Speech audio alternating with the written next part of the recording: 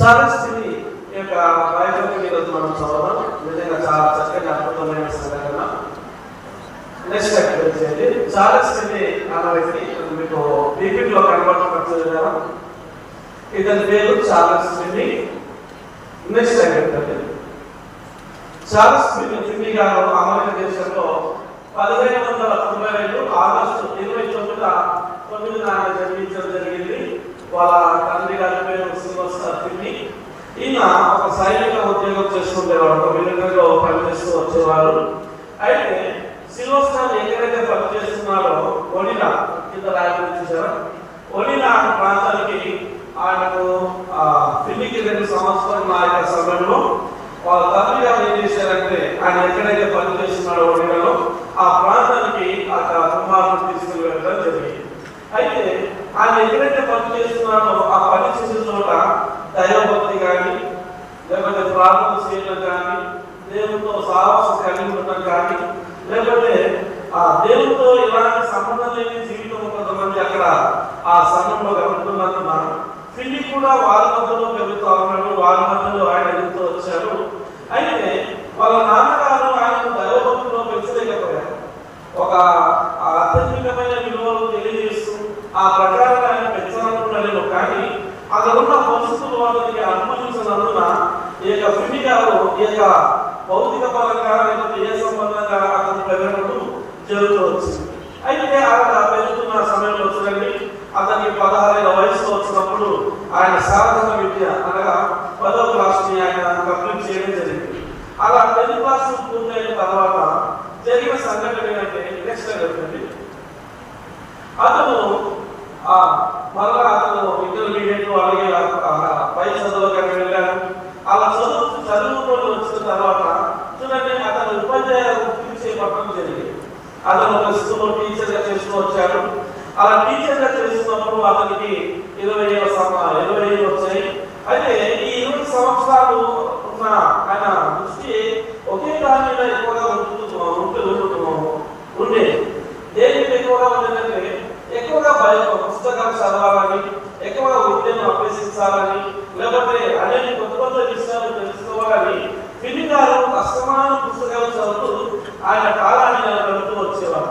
అయితే ఇంత ఇంట్రెస్ట్ ఉన్న ఆయన వ్యక్తి ఆయన ఏం చేశాడంటే లాటిన్, గ్రీక్, హీబ్రూ భాషలను కూడా చాలా గొప్పగా అర్థం చేసుకోవడం జరిగింది.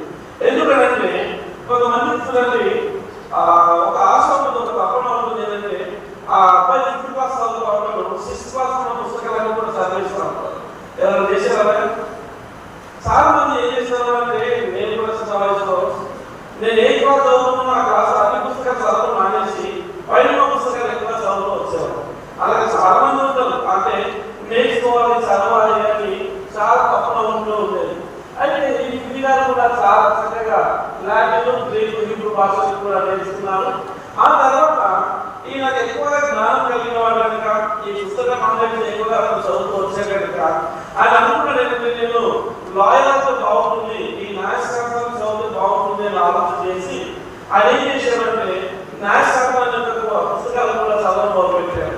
అందులో జాయిన్ అవ్వడం మొదలుపెట్టారు.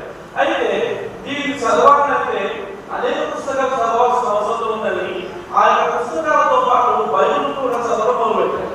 ఎందుకంటే తాను చదువుతున్న పుస్తకాలన్నింటిలో కూడా ఆయా సంఘటనలలో బైబిల్కు సంబంధించిన అనేక వాస్తవాలు కనబడుతూ వచ్చాయి. ఫిన్నీ గారు ఈ పుస్తకాలు చదువుతున్నప్పుడు ఈ బైబిల్ లేఖనాలు ఎందుకు వస్తామని, అసలు బైబిల్ సంబంధించిన వాస్తవాలు ఈ యొక్క పాము పుస్తకాలలో ఎందుకున్నాయని ఆలోచన చేసి ఈ ఫిన్నీ గారు ఏం చేశారంటే బైబిల్ చదువుతాము, బైబిల్లో ఏముందో అనేక వాస్తవం తెలుసుకుందామని ఆయన ఏం చేశారు, ఒక చక్కటి బైబిల్ కూడా కొనుగోలు జరిగింది. అలా బైబిల్ కొనుక్కొని ఇంత చదువుతున్నప్పుడు ఆయనకు ఎంతగా చదువుకున్నా ఇంకొద్దిగా చదవాలని ఆ బైబిల్ విడిచిపెట్టకుండా ఒక ఏకదాటిగా చదవడం మొదలుపెడుతూ వచ్చారు. ఆయన ఎంతగా చదివినా ఆయన చదివే కొద్ది తన జీవితంలో ఆధ్యాత్మికంగా ఇంకా నేర్చుకోవాలి, ఇంకా చదవాలి అనే ఆశ తప్పన కలిగి ఉండటం వల్ల చూడండి ఆయన జరిగిన సంఘటన అంటే బైబిల్ చదవడం ప్రారంభించి అందులో అర్థం కాని అనేక విషయాలను పాస్టర్ గారి దగ్గరికి వెళ్ళి ఆయన అడుగుతూ వచ్చారు. పాస్టర్ గారికి అర్థం అవ్వట్లేదు, దీని యొక్క భావం ఏంటి, దీనికి ఉన్న అర్థం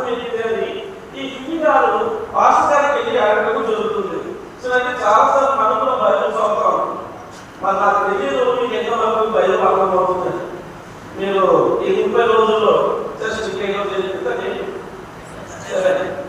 2 days ఈ 2 రోజుల్లో మీరు ఆ కీర్తనలు కానీ లేకపోతే సామెతలు కానీ నూతన నిబంధనలు కానీ ముగించడానికి ఒక చార్ట్ అనేది ఇవ్వడం జరిగింది. మరి ఎంతమంది బైబిల్ చదువుతున్నారు, ఎంతమంది గ్రహిస్తున్నారు, ఒకవేళ అర్థం కాని విషయాలను మీరు ఎలాగ తెలుసుకుంటున్నారు అనేది ఆలోచించవలసిన సంఘటన. చాలాసార్లు బైబిల్ చదవడం నమ్మకం కానీ అందులో ఉన్న వాస్తవాలను తెలుసుకోవడం చాలా మందికి ఇష్టం లేదు. అందుకే క్రైస్తవం ఇంకా దిగజారిపోవడానికి క్రైస్తవం అంటే ఏదో అల్లటప్పని పక్కన పెట్టడానికి ఒక కారణం ఏం తెలుసా? నిజమైన క్రైస్తవులకు అసలు బైబిల్ లేదు. నేను అంటున్నాను కాదు, మీరు సంఘాల్లో చదవండి, వాళ్ళు చదువుతానే వాళ్ళకి బైబిల్ లేదు. వాళ్ళకి ఎక్కడి తెలుసు బైబిల్ అంటే అర్థం ఏం తెలుసా? మీరు ముస్లిమ్స్ అనగా నిజంగా మీ దేవుడు గొప్పవాడు, అసలు దేవుడు అంటే నా తల నరికేస్తున్నాను కానీ మా అన్నయ్య దేవుడు అని ఖచ్చితంగా చెప్పగలను. నేను అదే క్వశ్చన్ వల్ల మన క్రైస్తవులు కలిగినప్పుడు నిజంగా యేసుక్రీస్తు దేవుడు అంటే అవునండి దేవుడు ఎలాగంటే మా పాస్టర్ చెప్పాడని దేవుడు అని, మా ఇంటి పక్కనే చెప్పాడని దేవుడు అని, బైబిల్ చదువుతూ చేస్తాడని దేవుడు అని. సరిగా వాడు ఎవరో చెప్పారని కాదు, నీకు తెలుసా అని చెప్పాడు.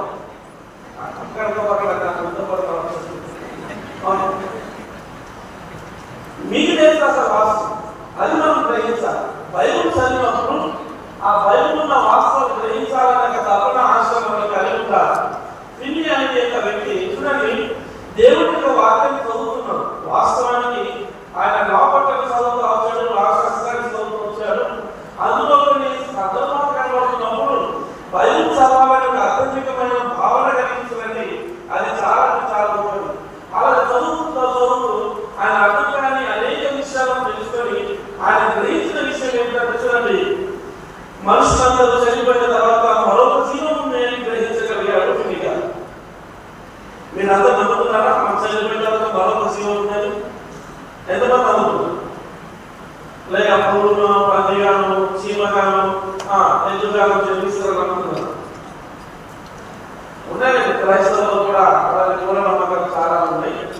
సినిమాలు బైబిల్ చదివాక అర్థమైంది ఏంటంటే మనం క్రైస్తవులు చనిపోయిన తర్వాత మరొక జీవం ఉందని తెలుసుకుంటారు. చూడండి, ఆయన అర్థం చేస్తున్నారు. ఆయన అర్థం చేస్తున్నది ఏంటంటే నేను చనిపోతే అక్కడికి పోతాను కనుక, నేను చనిపోతే నేను ఎవరు కూడా రక్షించలేదు కనుక అయ్యో నేను ఇంకా ఈ నరకాస్థలంలో ఉన్నాను అని గ్రహించి ఆయన చూడండి ఏమన్నానంటే నేను నా జీవితం కొరకు సిద్ధపడలేదని ఆయన బాగా చూపిస్తూ వచ్చాను. నేను ఇక్కడ ఉన్న వాళ్ళు ఎంతమంది బాధలు నిజంగా ఇచ్చాను. పర్లోకి ఎంతమంది వెళ్తారు? మీకు తాను ఆలోచన చేశాడు. నిజంగా నేను సిద్ధపడకపోతే నరకం వెళ్ళిపోతాను కదా, నా జీవితాన్ని సిద్ధపరచుకోవాలని ఆ రోజు నుండి ఆయన బైబిల్ చదువుతూ తన జీవితాన్ని సిద్ధపరచుకోవడం మొదలుపెట్టాడు. ఆయన ఎంతగా బైబిల్ చదివాడంటే చూడండి, విశ్వాసం యొక్క భావాన్ని గ్రహించడానికి, వాక్యంలో ఉన్న ఆ సందర్భాన్ని గ్రహించడానికి, క్రీస్తు యొక్క మాటల యొక్క అర్థాన్ని తెలుసుకోవడానికి ఆయన అభివృద్ధిలో వాక్యం యొక్క లోతులోకి వెళ్ళి వాక్యాన్ని గ్రహించడం మొదలుపెట్టారు. ఈ రోజుల్లో ఎంతమంది ఉన్నారంటే దేవుడి యొక్క వాక్యాన్ని అంత లోతుగా చదవడానికి ఇష్టపడేవారు. కేవలం టైంపాస్ మాత్రమే తప్ప నిజంగా వాక్యాన్ని గ్రహించి తమ జీవితాలను సరి చేసుకోవాలని ఆలోచన ఎంతమందికి ఉందంటే ఈరోజు టైంపాస్ అంటే అర్థం తెలుసా? వచ్చామా, కొద్దిగా కూర్చున్నామా, అక్కడికి వెళ్ళామా, ఇక్కడికి వెళ్ళామా, లేకపోతే కాలేజ్కి వెళ్ళామా, స్కూల్కి వెళ్ళామా, ఇది వరకు కానీ వాక్యాన్ని చదవాలి, వాక్యంలో ఉన్న వాస్తవం తెలుసుకోవాలి అన్న ఎంతమందికి ఆశ, ఆ తప్పన భారం ఉందని మనం ఆలోచన చేయాలి. కానీ ఆ వ్యక్తులు చూడండి, వారు చేసిన గొప్ప త్యాగం ఎంత గొప్పగా కనబడుతుంది. వారు వాక్యం లోపలికి వెళ్ళి చదవడం మొదలుపెట్టారు. వాక్యాన్ని చాలా ఎక్కువగా నేర్చుకోవడం మొదలుపెట్టారు. ఆ విధంగా వారు నేర్చుకోగలిగారు కాబట్టి, ఆ విధంగా వారు జీవించగలిగారు కాబట్టి ఈ రోజు మన సాక్ష్యాన్ని మనం చదువుతున్నాం. బైబిల్లో సందర్భంగా మాట్లాడుతున్నాను. యేసుక్రీస్తు వారు రోజు భోజనం చేసినప్పుడు పాపమురాలి స్త్రీ వచ్చి యేసుక్రీస్తు ఆయన పాదాల మీద పడి కన్నీళ్లు కారుస్తూ ఆయన పాదాలు కడిగి తన తల వెంట్రుకలతో యేసు యేసుప్రభు యొక్క పాదాలు చూసి నేను చెప్పాలనుకున్న మాట చాలా యేసుక్రీస్తు వారు నువ్వు చేసిన పని చాలా గొప్పది. ఎక్కడ సువార్త ప్రకటించబడుతుందో అక్కడ నీ గురించి చెప్పబడుతుందని యేసుక్రీస్తు వారు ఆమెను పొగుడుతూ వచ్చిన సంఘటన చూడండి. ఒక పాపపురాణ స్త్రీ తన విధస్థితిని గ్రహించి యేసుక్రీస్తు పాదాల దగ్గర పోయినప్పుడు యేసుక్రీస్తు ఎంత గొప్పగా ఆమెను ఆదరించాడో, ఏ విధంగా ఆమెను పరలోక రాజ్యాన్ని అనుగ్రహించాలో ఆ సంగతి మనం ఆలోచన చేయాలి. అదేది కూడా మనం ఆలోచన చేయకుండా ఇదే సంబంధంగా మనం ఆలోచన చేస్తూ మన జీవితాలను అర్థం చేసుకుంటూ ఈ మనం ఎంజాయ్ చేస్తున్నాం, ఇదే మన జీవితం, ఇక్కడే మన జీవితం అనుకొని ఉంటే అది మన ఆత్మ జీవితానికి ఏ విధంగా ప్రయోజనకరం కాదు. కానీ తిరిగి మనం ఆలోచన చేశాడు, నా దేవుడు నా జీవితాన్ని మార్చగలను అని ఆలోచన చేసుకోవాలి కనుక నెక్స్ట్ పెట్టండి. మతచార స్వనిధి మనకి పరలోక రాజ్యానికి తీసుకువెళ్ళాలని గ్రహించి పరలోక రాజ్యానికి ఏసే మార్గం అని కొత్త నిబంధనను చాలా లక్షణంగా చదవడంలో పెట్టాడు. నేను అధిక క్వశ్చన్ అడిగాను, పరలోక రాజ్యానికి ఎంతమంది వెళ్తారు? విని కూడా ఆయన ఆధ్యాత్మికంగా పెరగలేదని ఏ సంబంధంగానే అతను జీవిస్తూ వచ్చాడు. కానీ ఒకనొక సమయంలో అతను ఆ పుస్తకం చదువుతున్నప్పుడు ఆ పుస్తకాలు ఉన్న దైవికమైన వాక్యాలు అతను కనబడినప్పుడు ఆ బైబిల్ చదువుతూ ఆయన జీవితం ఏమైందో, నేను ఏ స్థితిలో పడిపోయాను, నా ఆధ్యాత్మికమైన జీవితము దేవుడికి ఎంత దూరంగా ఉంటుందో ఆ ఆలోచన చేసిన వాడు కనుక చూడండి. ఆ బైబిల్ చదివిన తర్వాత నేను ఆచరిస్తున్న ఈ మతాచారాలు కానీ నా స్వనిధి కానీ ఇవేది కూడా పరలోక రాజ్యానికి తీసుకుని వెళ్ళలేదు అని గ్రహించి ఆయన ఏం చేశాడని చూడండి, పరలోక రాజ్యానికి యేసు ఒక్కడే మార్గమని ఆయన విశ్వాసం ఉంచడం మొదలుపెట్టాడు. ఆయన చిత్రానికి తలవంటి ఆయన జీవించడం మొదలుపెట్టాడు. వాక్యాన్ని క్రమంగా చదవడం, నూతన నిబంధన అనేక విషయాలు చూడండి అతను చదివి తెలుసుకోగలిగాడు. ఎందుకంటే యేసుక్రీస్తు ఎంత గొప్పవాడు ఆయన గ్రహించాడు కాబట్టి. ఆలోచన చేయండి, ఇంత గొప్ప సందర్భంలో ఇంత చక్కటి వాతావరణం మీరు అందరూ కూడా కదా 29 రోజులుగా నడిపించబడుతూ వచ్చారు. మీ ఆత్మ జీవితంలో ఏ విధంగా మీరు ఆత్మీయతను పొందుకున్నారు, ఏ విధంగా దేవుడితో సాహసం కలిగి ఉన్నారు, ఎలా మీరు అక్కడ భౌతికమైన జీవితాన్ని వదిలిపెట్టి క్రీస్తుని తెలుసుకోవడానికి పరలోక రాజ్యానికి ఏసే మార్గమని ఎంతోమంది గ్రహించుంటారో అనేది ఆలోచన చేయాలి.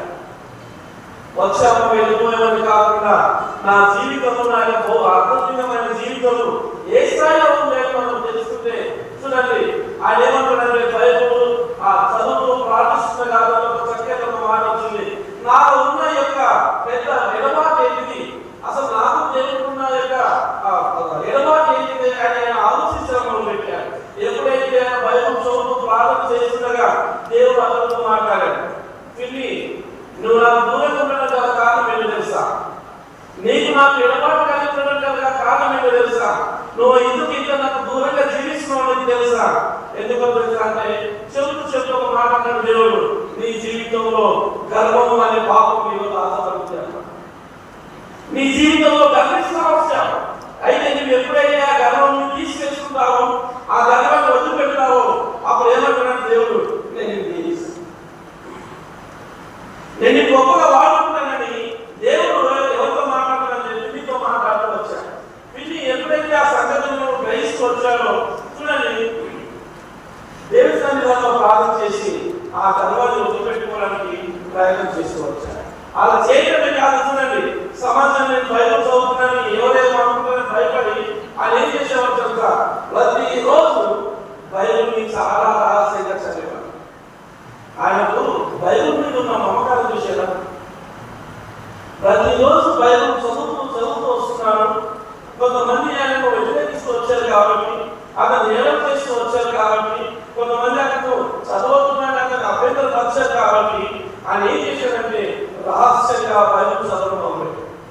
నాకు అర్థం కాని పరిస్థితి ఏంటంటే అలాంటి భయంకరమైన పరిస్థితులు ఉన్నప్పుడు వాళ్ళ సమయాన్ని తీసుకొని ప్రభుత్వ ఆ సమయాన్ని కేటాయించి బైబిల్ చదివి తమ జీవితాన్ని మార్చుకున్నప్పుడు దేవుడికి చక్కని వాతావరణం మీకు ఇచ్చారు, మంచి తల్లిదండ్రులు ఇచ్చారు, మీకు ఎలాంటి అభ్యంతరం లేదు, మేమే మీకు చదవాలి అని మేము తెలియజేస్తున్నాము.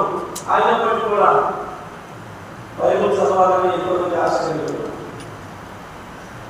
దేవుడి గురించి తెలుసుకోవాలని, ఆయన గొప్ప రక్షకుడని, ఆయన ఒక్కడే పరలోక రాజ్యాన్ని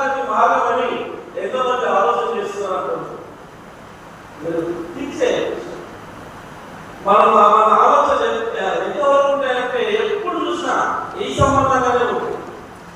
ఈ లోకరీతిగా మనం నడుచుకోవడానికి కష్టపడతాము. ఎప్పుడు చూసినా ఆ సౌందర్యం తప్ప అంతర్గతమైన సౌందర్యం ఎవరు చూడలేకపోతారు. రీజన్ ఏంటంటే బైబిల్ని మనము ఆ లోతులకు వెళ్ళి చదవలేకపోతాం. సమయం దొరికి చక్కటి మంచి వాతావరణం ఉన్నాం ఆయన, కానీ దేవుడికి ఇవ్వవలసిన సమయంలో కేటాయించారు. అలాంటి వ్యక్తులు చూడండి, హిందీ భక్తులు ఆయన రహస్యంగా చదువుతూ వచ్చాడు. ఆయన చదువుతున్నప్పుడు ఎవరైనా ఆయన చూస్తారేమోనని భయపడి ఆయన ఏం చేసేవాడంటే ఎవరు వచ్చినప్పుడు ఆ బైబిల్ మీదుగా న్యాయశాస్త్ర సంబంధమైన పుస్తకాలను దాచిపెడుతూ వచ్చేవాడు. నన్ను ఎవరు అభ్యంతరం దాచుకున్నారు, ఎందుకు చదువుతున్నారని నన్ను అడగకూడదని ఆయన ఏం చేసేవాడంటే బైబిల్ చదువుతున్నప్పుడు ఎవరైనా వస్తే ఒక వ్యక్తి వస్తే ఆయన బైబిల్ మీద ఆ పుస్తకాలను కప్పించేవాడు. చూడండి, దేవుని బైబిల్ చదవాలని ఎంత మమకారం, ఎంత ఆశ అతని జీవితంలో కలిగి ఉన్నాడు. మరి మీ పరిస్థితి ఏంటి నాకు అర్థమవుతుంది. మీరు ఎలా మీ బైబిల్ చదువుతున్నారో అని నాకు అర్థమవుతుంది. మీ బైబిల్ చదివినప్పుడు దేవుడు ఎందుకు గొప్పవాడో మీకు అర్థమవుతుంది. బైబిల్లో ఆయన దేవుడు మీ జీవితంలో ఏం చేస్తున్నారో అన్నది అర్థమవుతుంది. అది ఏది కూడా పట్టించుకోకుండా కేవలం ఈ సంబంధంగా మనం ఆలోచన చేసే చూడండి, మన ఆత్మ జీవితాలు ఎప్పుడు కూడా ఇష్టకరంగా కనబడవు. జరిగిన సంఘటన ఏంటంటే ఆయన ఎవరైనా చదువుతారని ఆయన ఏం చేసేవాడంటే అయ్యకుండా కాకుండా కొద్దిగా తప్పించుకొని కొద్దిగా స్థలం తీసుకొని ఎక్కడెక్కడ చోట్ల రహస్యంగా కూర్చొని బైబిల్ చదువుతూ దాన్ని ధ్యానం చేస్తూ వచ్చాడు. అలాగే అతను జీవించగలిగాడు కాబట్టి అతని జీవితం ఎంత గొప్పగా ఆశించబడిందో చూడండి. ఫిలికి తన స్థితి అంతా కూడా అర్థమైపోయింది. నా పరిస్థితి ఏంటో, నా జీవితం ఏంటో అతను మొత్తం అర్థమైపోయి చూడండి ఒక అద్భుతమైన పని చేసి వచ్చారు. పశ్చాత్తాపంతో ప్రార్థిస్తూ ఫిలికి పరిశుద్ధాత్మ దేవుడు శిలువ దర్శనాన్ని బయలుపరచడం. హల్లెలూయా. నీవు ఎప్పుడైతే పశ్చాత్తాపంతో నీ జీవితాన్ని అర్థం చేసుకుంటూ ఆ పాపములైన స్త్రీ వచ్చి యేసుక్రీస్తు పాదాల దగ్గర ఏ విధంగా పడిపోయి నా ప్రభువా నా జీవితాన్ని మార్చుకొని ఏ విధంగా అయితే ప్రతిమాలను ప్రాధాన్యపడిందో చూడండి, ఆ పశ్చాత్తాప జీవితం మనకు ఆశీర్వాదాన్ని తీసుకువచ్చింది. ఫిలి భక్తుడు కూడా తన స్థితి అర్థమైంది. ఆయన ఎంతో భయంకరమైన పరిస్థితిలో జీవిస్తున్నాడు, ఏ సంబంధంగా ఆలోచన చేస్తున్నాడో తన జీవితం తనకు అర్థమైపోయినప్పుడు పశ్చాత్తాపంతో దేవుడి దగ్గరకు వచ్చినప్పుడు పశ్చాత్తాప దేవుడు ఏం చేస్తున్నాడో తెలుసా, ఆయనతో మాట్లాడించాడు. ఎప్పుడైనా మాట్లాడాడు దేవుడు మీతో ఒక్కోటి అలాంటి సంఘటన మాత్రం చేస్తున్నాడు. ఆలోచించేది ఎంత భయంకరమైన జీవితం. క్రీస్తుతో కొంచెం కనీసం ఆయన 30% పరిస్థితుల్లో బిజీగా ఉంటున్నాను. ఈరోజు దావీదు 34 గీతం వస్తారు. ఉదయం కాలం వేసి ముఖ దర్శనం చేసుకోవాలని ఎంతో వేగిరతో సంఘాలు వస్తున్నాయా అంటారు.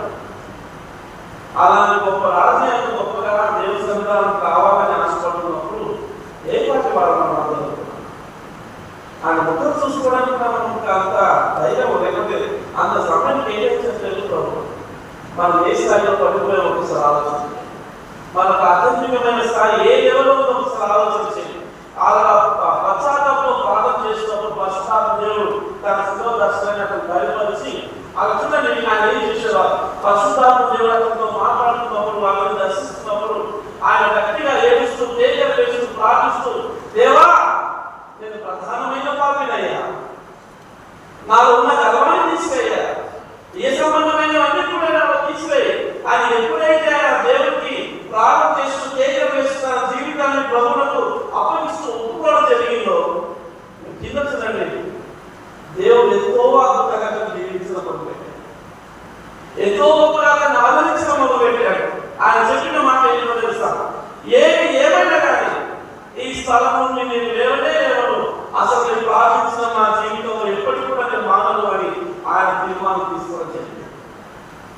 ఇక్కడ కూర్చొని ఎంతో మంది టీచర్లు వచ్చి మీకు ఎన్నో విషయాలు చెప్పుకోవచ్చు, ప్రార్థనలు కానీ బైబిల్ చదవడం కానీ ఎంతమంది ఇలాంటి తీర్మానం తీసుకుంటారు. ఆలోచించండి. తిని భక్తులు మాట్లాడుతుందండి, ఈ స్థలం నుండి లేవను, నా జీవితాన్ని మార్చకూడదు, నేను నా ప్రార్థన చేయడం అసలు నేను మానవుని చాలా గట్టిగా ఏకం చేస్తూ అక్టోబర్ 10, 1821 సంవత్సరంలో ఆయన ఇలా ప్రార్థన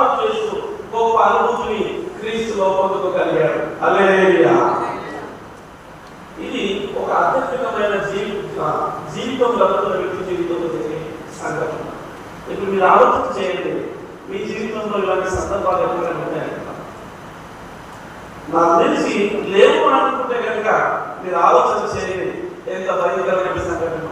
అయితే చూడండి, ఎప్పుడైతే అక్కడ ప్రార్థన చేస్తూ దేవుడితో మాట్లాడుతూ జరుగుతూ వచ్చిందో ఆయన ఆ గది అంతా కూడా చాలా చాలా ప్రకాశవంతంగా వెలిగిపోతూ వచ్చింది. ఆ గదిలో అంతా కూడా ఎంత వెలుగుమయమైపోయిందంటే చూడండి, ఆయన యేసు ప్రభు వారిని ముఖాముఖిగా చూడడం జరిగింది. హల్లెలూయా. భక్తులు తమ యొక్క అద్భుతమైన జీవితాన్ని గడుపుతున్నప్పుడు చూడండి, క్రీస్తు తను ఏ విధంగా ప్రత్యక్షపరుస్తున్నారో ఆలోచన చేయాలి. ఎప్పుడైతే ఆయన పశ్చాత్తాపడి దేవునికి ప్రార్థించడం మొదలు పెట్టారో చూసారా, యేసు ప్రభు చాలా గొప్పగా ముఖాముఖిగా చూసి తన జీవితాన్ని పూర్తిగా ప్రభువులకు అప్పగించుకొని తన హృదయ జీవితము ఎంతో శాంతి సమాధానంతో ఆలోచించిపోయాయి. అయితే ఎప్పుడైతే దేవుడితో మాట్లాడాడో, ఎప్పుడైతే దర్శనం చూశాడో, ముఖాముఖిగా అయినాక అనుభూతిని ఎప్పుడైతే పొందుకున్నాడో ఆ రోజు నుండి, ఆ క్షణం నుండి నశించిపోతున్న ఆత్మ పట్ల ఎంతో బాధ కలిగి జీవించడం, నశించిపోతున్న ఆత్మ కొరకు సువార్త ప్రకటన చేయాలని, అనేకుల దగ్గరికి వెళ్ళి దేవుని యొక్క సువార్తను అందజేయాలని, అనేకులకు దేవుడు ఎవరో తెలియచేయాలని ఆయన తెలుసుకున్న వాస్తవాన్ని కూడా ఆ రోజు నుంచి ప్రకటించడం మొదలుపెట్టారు. మనం క్రీస్తు తెలుసుకోలేదు కాబట్టి మనం ప్రకటించడం మనకు సాధ్యం కాదు. అవునంటారా? తెలుసుకున్నారా మీరు? నేను మొదట అడిగాను, పరలోక రాజ్యం ఎంతమంది వెళ్తారంటే ఒక ఇద్దరు ముగ్గురు చేతులు పెట్టారు. మిగతా వాళ్ళు 140 మంది ఉన్నదో ఈ యొక్క గుంపులో ఎంతమందికి అనుమానం ఉందో చూసారా? మీరు ఎలా సువార్త ప్రకటిస్తారో అనేది ఆదేశం ప్రకటించండి. ఎందుకు తెలుసు? క్రీస్తు అనుబంధం లేకుండా, క్రీస్తు అనుసంధానం లేకుండా, ఆయనతో సహవాసం లేకుండా మీరు ఎప్పుడు కూడా సువార్త ప్రకటిస్తారంట. క్రీస్తు ఎవరైతే అనుబంధం కలిగి ఉంటారో వాళ్ళు మాత్రం చూడండి. మీరు బైబిల్లో చూసారా? అపోస్తలులందరూ కూడా లేకపోతే ఈ రోజుతో సువార్త ప్రకటిస్తున్న వారు దేవుడితో ఎప్పుడైతే ఒక చక్కని అనుబంధం కలిగి జీవించారో వారు మాత్రమే దేవుడి పట్ల చక్కని బాధ కలిగి, అనేక ఆత్మల పట్ల బాధ కలిగి వారు సువార్తను ప్రకటించడం మొదలుపెట్టారు. అందులో ఏకైక వ్యక్తి ఎవరంటే చార్లెస్ ఫిన్నీ గారు. అయితే ఈ విధంగా సేవ చేస్తూ అనేక సువార్త ప్రకటించారు. ఆ సువార్త ప్రకటిస్తున్న తర్వాత ఒక రోజు అతనికి పెళ్లి జరిగింది. ఏదే మాకు అసలు లేదండి. అయితే అతని ఒక స్త్రీతో పెళ్లి అవడం జరిగింది. అయితే రోజు ఆయన భార్య అతను సంచయించి, అయ్యా పెళ్లి కూరగాయలు ఇస్తారని ఆయన భార్య ఏం చేసినట్టు సంచయించి కూరగాయలు పంపింది. ఒక వ్యక్తి దేవుడి పట్ల బాధ కలిగినప్పుడు, దేవుడి సువార్త ప్రకటించాలనుకున్నప్పుడు ఆయన ఆలోచన విధానం ఎంత గొప్పగా ఉంటుందో ఒకసారి ఆలోచించి, ఆయన భార్య ఆ కూరగాయలు తీసుకెళ్ళాలని కూరగాయల మార్కెట్ పంపించినప్పుడు ఆయన ఏం చేస్తున్నాడు? పోత ఆ సంచిలో బయలు వేసుకుని వెళ్ళాడు. ఆ బయలు వేసుకుని వెళ్ళి నెక్స్ట్ పెట్టండి అలా వెళ్ళాడు. బయలు సంచి వేసుకుని వెళ్ళాడు.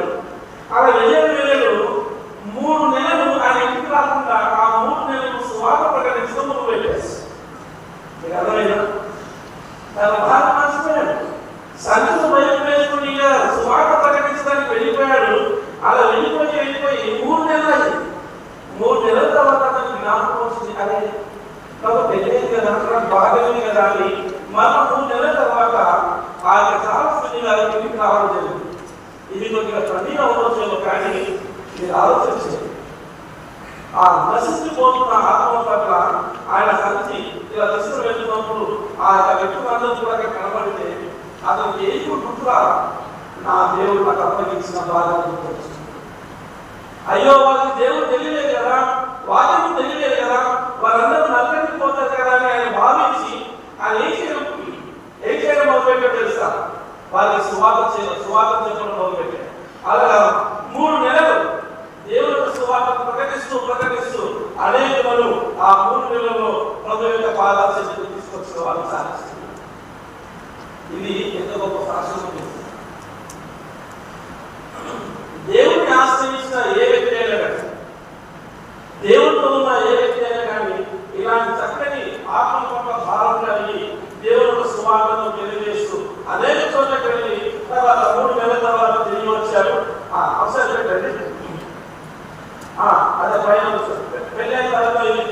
మళ్ళీ తిరిగి వచ్చేసారు. అయితే చూడండి, ఆయన గ్రహించిన సంఘటన ఏంటంటే, ఎవరు సువార్త విన్నా, ఎవరికి సువార్త ప్రకటించబడినా వారందరూ కూడా పాపాలు ఒప్పుకోవాలి, దేవుని చేతిలో వారు వాడబడాలి, దేవునికి ఆత్మ వారు పని చేయాలని ఆయన సూటిగా మాట్లాడుతూ వచ్చారు. అలా మాట్లాడుతున్న ఆ విషయాలు వింటున్న ప్రతి ఒక్కరు కూడా చూడండి, ఆయన మాట్లాడుతున్నప్పుడు వాళ్ళ జీవితంలో నిజంగా ఒక రోషం వచ్చేది. అవును కదా, నా జీవితం ఇంకా బాగైపోయింది, నా జీవితం ఇలా ఉందని ఆయన చాలా స్పీడ్గా మాట్లాడుతున్న ప్రతి విషయాన్ని వాళ్ళ హృదయాలకు తాకటట్టుగా మాట్లాడేవారు. ఆ మాటలు విన్న వాళ్ళందరూ కూడా చాలా సంతోషంగా వాళ్ళు వాటిని స్వీకరించేవారు. ఆ తర్వాత వాళ్ళందరూ కూడా చక్కని తీర్మానం తీసుకొని దేవుని సన్నిధానానికి నడిపించబడుతూ వచ్చేవారు. సో అంత గొప్ప సువార్తను ప్రకటన చేసిన వ్యక్తి ఎవరైనా చార్లెస్ ఫిన్నీ. అయితే ఇక్కడ రెండు సందర్భాలు చూపించారు. The government man and spiritual man. Finny గారు ఇలాంటి వ్యక్తులను చూసినప్పుడు, గవర్నమెంట్ అంటే ఏ సంబంధంగా జీవిస్తున్న వ్యక్తి, భౌతికంగా జీవిస్తున్న వ్యక్తి, దేవుని ఎరుగని జీవితం కలిగి ఉన్న వ్యక్తి ఏం చేస్తున్నారంటే, వారికి సువార్త ప్రకటించినప్పుడు వారి జీవితాలందరూ కూడా చూడండి ఆధ్యాత్మికంగా మార్చబడుతూ వచ్చాయి. వారందరూ కూడా క్రీస్తులోకి, అలాగే క్రీస్తు యొక్క సన్నిధానంలోకి రావడానికి వారెంతో చక్కని సంస్కృతిని చూపించారు. సో ఆ విధంగా నడిపించారు కాబట్టి, ఇంత గొప్ప పరిచయం చేశారు కాబట్టి, ఆ రోజు చూడండి అనేకులు యేసుక్రీస్తును విశ్వాసం నుంచి కొన్ని లక్షల మందికి సువార్త ప్రకటించడానికి అలా ప్రకటిస్తుండడానికి ఒక మాట అంటారు. ఫిన్నీ గారు పరిశుద్ధాత్మతో నింపబడి ఉన్నారు కనుక, ఆయన చక్కని ప్రార్థన పరులు కనుక, ఆయన ఎక్కడ ప్రకటించినాను, ఎక్కడ బోధ చేసినాను, ఎలాంటి సువార్త ప్రకటన చేసినప్పటికీ కూడా చూడండి ప్రజల హృదయాలలో ఒక చక్కని ముద్రను వేశారు. ప్రజల హృదయాల్లో దేవుని యొక్క వాక్యాన్ని నింపగలిగారు. దేవుడు ఎవరు వారి జీవితాల్లో దాన్ని స్థిరపరచగలిగారు కాబట్టి చూడండి, ఆయన చెప్పిన ప్రతి మాట ప్రజల హృదయాల్లో చాలా గొప్ప వెలుగు తీసుకువచ్చు. అలాగే మాట్లాడుతూ చూడండి, ప్రతి చోట మాట్లాడిన ప్రతి చోట పరిశుద్ధాత్మ దేవుడు భూమికి వచ్చి ప్రతి ప్రజల హృదయాల్లో ఆయన ఎక్కువ గొప్ప కార్యం చేయడం మొదలు పెట్టారు. పరిశుద్ధాత్మ దేవుడు వాళ్ళ జీవితాలను మార్చివేయడం జరుగుతూ వచ్చింది. ఎందుకంటే చార్లెస్ ఫిన్నీ గారు ఎక్కడ మాట్లాడినా పరిశుద్ధాత్మతో వారందరూ కూడా నింపబడుతూ వచ్చారు. పరిశుద్ధాత్మతో వారు భాషను మాట్లాడడం మొదలు పెట్టారు. ఎందుకంటే చార్లెస్ ఫిన్నీ గారు అంత ఆత్మ పట్ల భారం కలిగి దేవుడు యొక్క స్వార్థం ప్రకటిస్తున్నారు కనుక, ఆ దేవుడు ఆయన యొక్క సేవకు నుంచి అనేకులకు పరిశుద్ధాత్మ దేవుని ద్వారా మాట్లాడడం జరుగుతూ వచ్చింది. అయితే చూడండి, ఆయన ఎక్కడ మాట్లాడినా ఆ దేవుడంతా కూడా ఈ మాటలు చెబుతూ వచ్చారు. ఎలాంటి మాట చూడండి, పశ్చాత్తాపం మాటలు వినబడుతూ కన్నీళ్లు కారుస్తూ, అయ్యా నేను పాపిని అయ్యా, రక్షించయ్యా, నేను నరకానికి వెళ్తున్నాను, ఇంకా నేను గ్రహించలేను అని ఈ మాటలు ఎక్కడైనా స్వార్థ ప్రకటన చేసినా ఈ మాటలు ఆ ప్రజలందరూ కూడా అంటూ వచ్చేవారు. అయితే ఒక సభలో ఆయన సువార్త ప్రకటన చేసినప్పుడు చూడండి 180 మంది వరకు దేవుడితో చాలా చాలా నమ్మకంగా ఉన్నారు. ఇప్పుడు 140 మంది ఇక్కడ ఉన్నారు. ఈ 140లో 100కి 85 మంది దేవుడితో నమ్మకంగా జీవించడం మొదలుపెట్టారు. 180 మంది దేవుడిని అంగీకరించడం మొదలుపెట్టారు. 180 మంది దేవుడి సువార్తను అంగీకరించడం మొదలుపెట్టారు. 180 మంది వారు దేవుడు తమ జీవితాలను స్థిరపరుచుకుంటూ వచ్చారు. కేవలం 180 మంది మాత్రమే కొన్ని లక్షల మందికి సువార్త ప్రకటన చేసినప్పుడు ఎన్ని లక్షల మంది ప్రభువును అంగీకరించారో, ఏ విధంగా తమ జీవితాలను ప్రభువుకు అంకితం చేస్తున్నారో ఒక్కసారి మీరు ఆలోచన చేయాలి. ఇదంతా కూడా జరగడానికి ఒకే ఒక కారణం, దేవుడు పరిశుద్ధాత్మ చేత ఆయన నింపి ఉన్నాడు కనుక ఆయన మాట్లాడుతున్నప్పుడు ఆ పరిశుద్ధాత్మ దేవుడు అనేక జీవితాల్లో కార్యం చేయడం మొదలుపెట్టాడు. వారి జీవితాల్లో ఉన్న చీకటి మొత్తం తీసివేశాడు. అలా తీసివేయడమే కాదు కానీ చూడండి, వారందరూ కూడా 180 మంది అంటే దాదాపుగా 90% వాళ్ళందరూ కూడా దేవుడితో స్థిరంగా ఉండటం నిర్ణయిస్తున్నారు. ఇదంతా కూడా జరగడానికి ఒకే ఒక కారణం, ఒక ఫిన్నను పెట్టి దేవుడితో చక్కని అనుసంధానం కలిగి ఉన్నారు. ఇలాంటి ఆధ్యాత్మికమైన జీవితము మనం కలిగి ఉండాలని, ఆ విధంగా మనం దేవుడితో సహవాసం కలిగి ఉండాలని, అలా పరిశుద్ధాత్మ చేత మనం నింపబడి దేవుడి యొక్క సువార్తను అనేకులకు తెలియజేయాలని ప్రభు కూడా మీ పట్ల అలాంటి ప్రణాళిక కలిగి ఉన్నారు. సో ఆ ప్రణాళిక మన జీవితం నెరవేర్చబడాలని, మనం ఎలా జీవించాలో ఆ జీవిత విధానం చూపిస్తూ చూడండి, ఆయన నిర్వహించిన ఉద్యోగ అద్భుతముల ద్వారా సుమారుగా 5 లక్షల